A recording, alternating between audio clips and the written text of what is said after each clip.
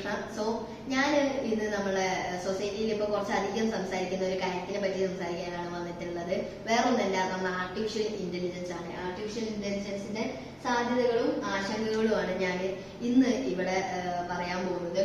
So artificial intelligence എന്ന് പറയുന്നത് ഒരു കമ്പ്യൂട്ടർ സയൻസിന്റെ ഒരു പാർട്ടാണ്. അത് അൽഗോരിതംസും ഡാറ്റയും യൂസ് ചെയ്തിട്ടാണ് വർക്ക് ചെയ്യുന്നത്. സോ അൽഗോരിതംസ് എന്താണെന്ന് ചോദിക്കുകയാണെങ്കിൽ, നമ്മളിപ്പോൾ യൂട്യൂബിലൊക്കെ സ്ക്രോൾ ചെയ്യില്ലേ, ആ ഒരു ടൈമിൽ നിങ്ങൾക്ക് അടുത്ത വീഡിയോ ഏത് വരണം എന്നുള്ളതൊരു AI ആണ് തീരുമാനിക്കുന്നത്. സോ ഈ ഒരു AI-നെ നമുക്ക് അൽഗോരിതംസ് എന്ന് വിളിക്കാം. ആൻഡ് ഡാറ്റ, ഇപ്പൊ ഗൂഗിളിലൊക്കെ ഒരുപാട് ഡാറ്റ ഉണ്ടല്ലോ. സോ ഈ ഒരു ഡാറ്റയെ എല്ലാം ഒരൊറ്റ മെഷീനിലേക്ക് ആഡ് ചെയ്ത്, ഈ അൽഗോരിതംസ് എല്ലാം കൂടെ ആഡ് ചെയ്തിട്ട് ഉണ്ടാക്കുന്നതാണ് നമ്മളെ AI എന്ന് പറയുന്ന ആർട്ടിഫിഷ്യൽ ഇന്റലിജൻസ്. സോ ഇത് മനുഷ്യന്റെ ബുദ്ധി ആവശ്യമുള്ള കാര്യങ്ങളിലും ഈ ഒരു യന്ത്രം, അതായത് നമ്മളെ ആർട്ടിഫിഷ്യൽ ഇന്റലിജൻസ് ഒറ്റയ്ക്ക് ചെയ്യും.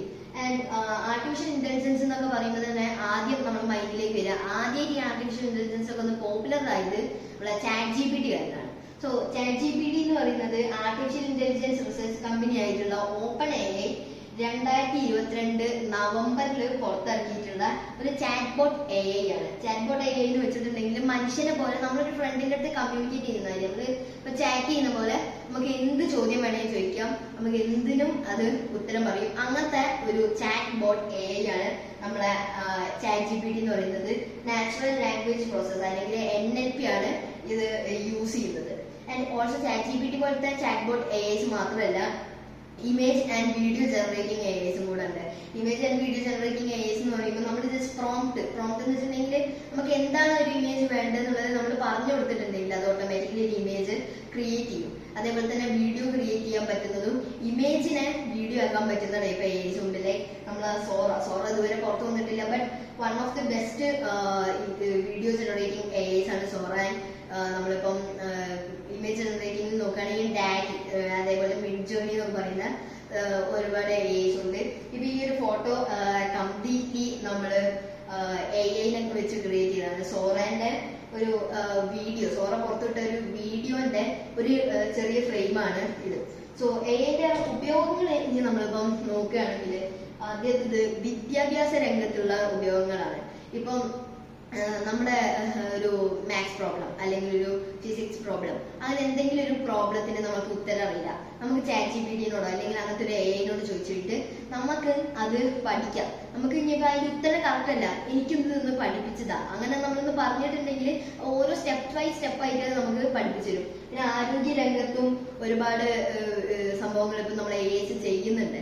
ലൈക്ക് ഒരു AI കംപ്ലീറ്റ്ലി ഒരു സർജറി ചെയ്തിട്ടുണ്ടായിരുന്നു, ഒരു ഹ്യൂമൻ അസിസ്റ്റന്റ് ബട്ട് സ്റ്റിൽ ഒരു സർജറി AI ചെയ്തു. ഇതൊക്കെ AIസിന്റെ ഒരു വളരെ വലിയ ഉപകാരം തന്നെയാണ്. സോ വേറൊരു കാര്യം കൂടെ ഉണ്ട്, AI-ന് ഈ മുഖം മാത്രമല്ല വേറൊരു മുഖം കൂടെ ഉണ്ട്, അതാണ് AI-ന്റെ ഒരു ചീത്ത മുഖം.